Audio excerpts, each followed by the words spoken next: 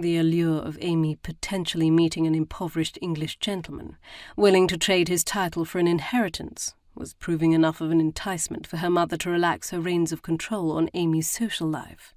"Evie will be the perfect companion for you on the voyage across to England in my place."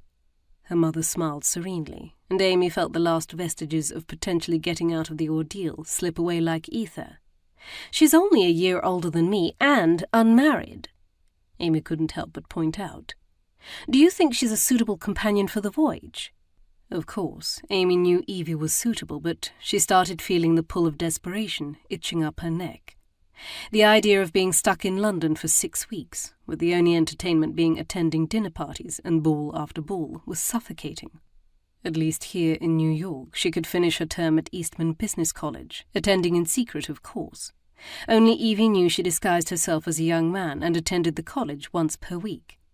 It was amazing what people expected to see if one disguised oneself.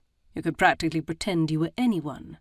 "Given her calm and sensible temperament," her mother continued, "and the fact she's been your companion for years now, without incident, which is a feat, given your own temperament, my dear, she's the perfect companion for your trip. At least she and I can be bored together. Actually, your father's arranged for something else for Evie." Her mother sounded surprisingly hesitant. "Something else?" "She's to undertake a 6-week traineeship as a secretary at his London office, and while doing so, she'll stay with the head secretary, Mrs. Holbrook." A pain ripped through her chest with the news.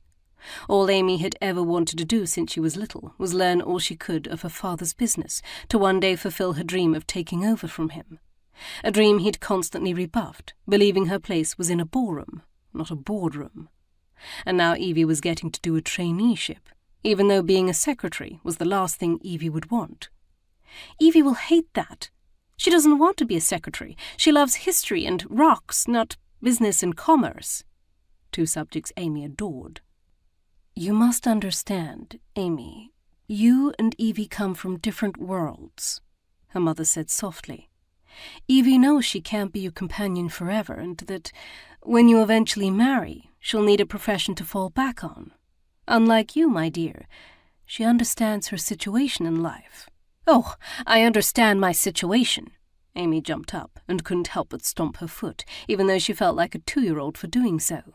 "I'm expected to behave like a porcelain doll, with no thought or ambitions at all. I am to marry, instead of following my dreams to have a career and run father's companies. You're a woman, Aimee. As much as you might wish the world was different, it isn't.